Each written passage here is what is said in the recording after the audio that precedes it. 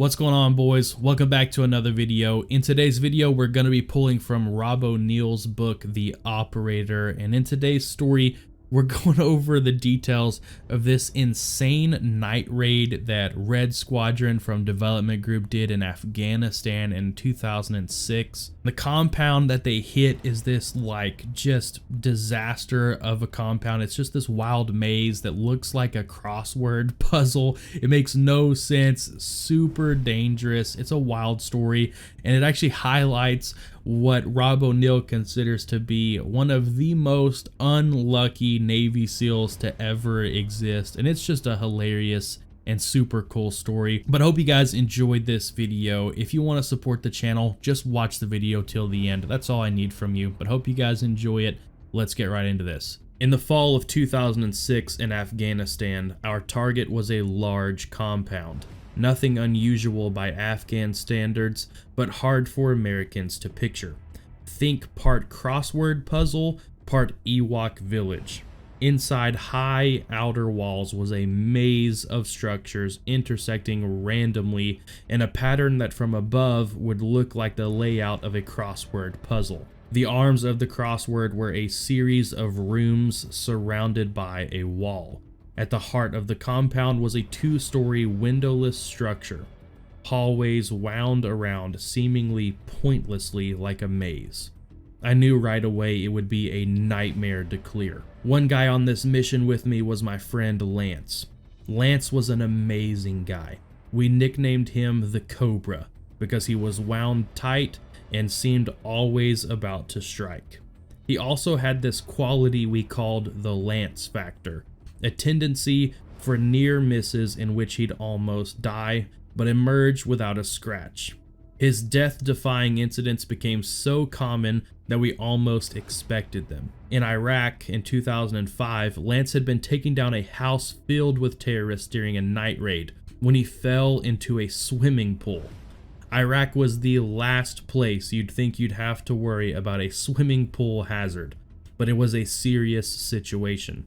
His gear was so heavy it was dragging him under. He told me he was holding his breath, trying desperately to swim out when he saw a live, sparking power line hanging down, about to touch the water. As he was wondering whether he was going to drown or get electrocuted, his vision narrowed to a tunnel.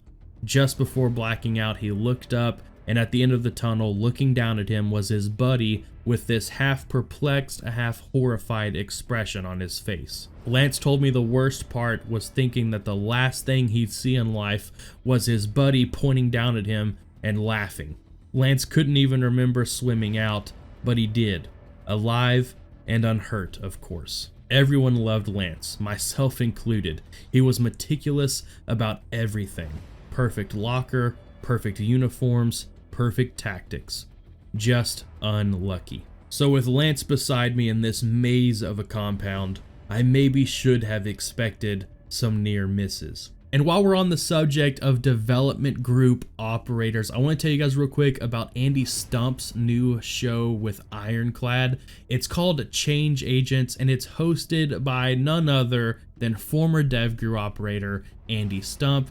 And the executive producer for this show is former Navy SEAL Jack Carr, who of course wrote all the Terminalist books and the freaking fantastic Terminalist TV show with Chris Pratt. So I got some real awesome dudes behind this show. But in each episode of the show, guys, Andy Stump is going to sit down with what they're calling an agent of change, which will be like an expert in a global crisis, someone who has dedicated their life to fighting against a specific crisis. For example, one episode is going to be about gang violence in American cities. Another one will be about human trafficking. Another one will be like the cobalt mining slavery issue going on in Congo.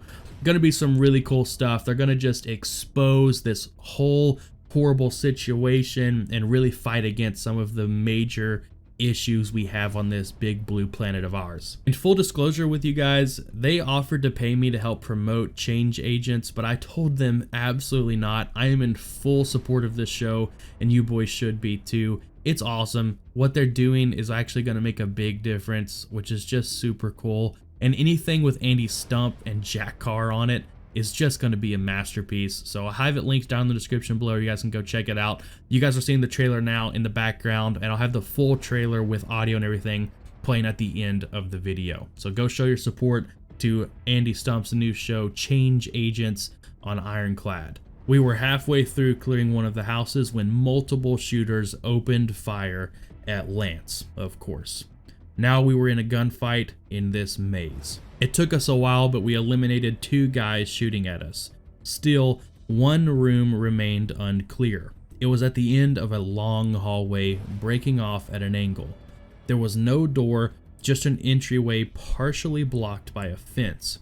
The entryway was in the corner, so most of the room could not be seen from where we were and might be harboring more bad guys.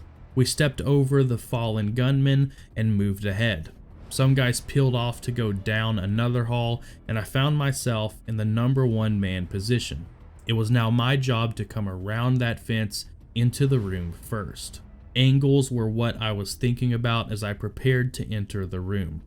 I could already see the corner in front of me was clear. I'd need to slowly cut the pie from left to right and clear as much of the rest of the room as I could from the hallway. In that situation, you can only cover 170 of the 180 degrees of the room. That last 10 degrees, the sliver between the entrance and the far wall, is blind. At some point, you just have to commit, take a sliver of risk, and the enemy knows this. Some bad guys knew to hide in that 10-degree blind spot, waiting for us to step in. That possibility is a real pucker factor, and a lot of guys have been killed that way. When I felt the squeeze from my #2 man behind me, I stepped in, and I immediately heard 3 shots from a suppressed gun.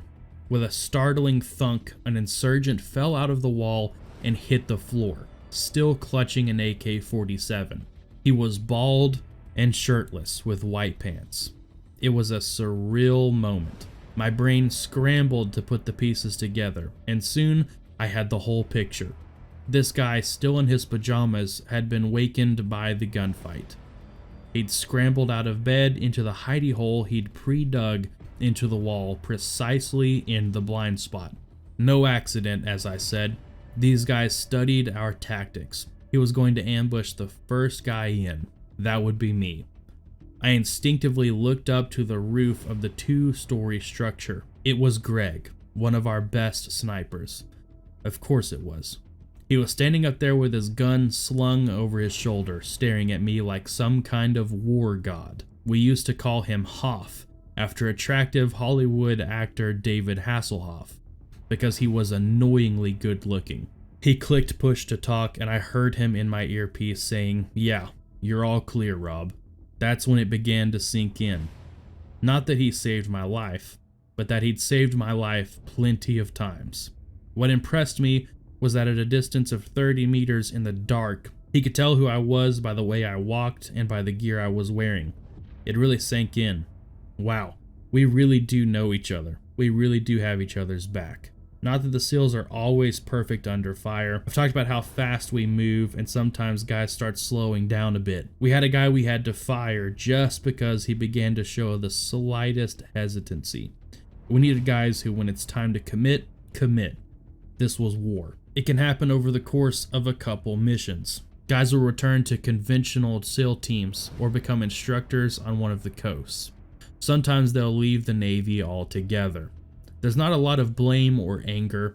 Usually guys know it's time. We had a team leader who just sort of disappeared on targets. We didn't know if it was fear or what. We went over his head, talked to his boss, and said, "We want to make you aware of it." The boss pulled that guy aside and he didn't deny it. He said, "Yeah, I'm kind of at the end of my career, and this isn't for me anymore." He stepped down and we got a new team leader. That sort of thing happens, but it isn't common. Most guys want to get in there and mix it up. And with that, guys, that's going to be the end of today's video. Thank you so much for checking it out. I hope you enjoyed it. Like I said, go check out Change Agents, Andy Stump's new show with Ironclad and Jack Carr. It's going to be awesome. I'm super stoked about it. The trailer looks sick, and I think it's genuinely going to be a really cool show. But anyway, I hope you guys enjoyed today's video. I hope you have a fantastic rest of your day. You guys know the drill. Go crush this day. Go get after it. Get to the gym. Get a good workout in. Read your Bible. If you don't have a Bible, go buy one, start reading it. It'll do wonders for your life, I promise. And with that, I will see you guys in the next video.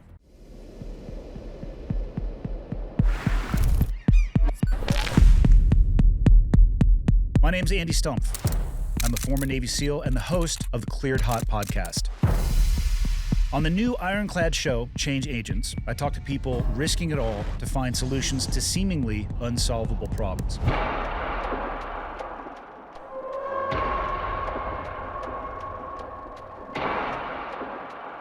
So there are hundreds of thousands of some of the poorest people in the world, including tens of thousands of children, digging cobalt out of the ground. Cobalt is toxic to touch and breathe.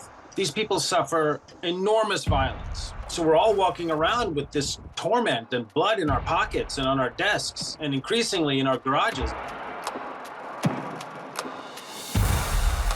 Taking out a trafficker, force multiplying, because right then you take down the network, another guy's gonna pop back up for sure. But I was like, it will be the most rewarding thing you've ever done. I will promise you that. The second you pull a kid out and they start crying, and then you start crying, like, you know what I mean, like that. Yeah, there's nothing better. So we were talking about this the other day. We were talking about killing people, right? But we were talking about it from a long-term psychological health perspective as to what is it like to carry the weight of taking life. And all of us in this room, we're talking about the gravity of life. You couldn't have that conversation in another company in America. 771 million humans are drinking dirty water. 2,000 kids will die today. You know, we're not going fast enough to solve this problem. We're not making enough progress. No significant philanthropist has said this is their issue. How can I help? How can I be useful in ending needless suffering? Do not be afraid of work that has no end. We have to organize a social movement. We have an opportunity to lead by example versus just talking, hot air. I think the more people in this fight, the more we grow. Eventually it could change. The people are the ones that can make the change.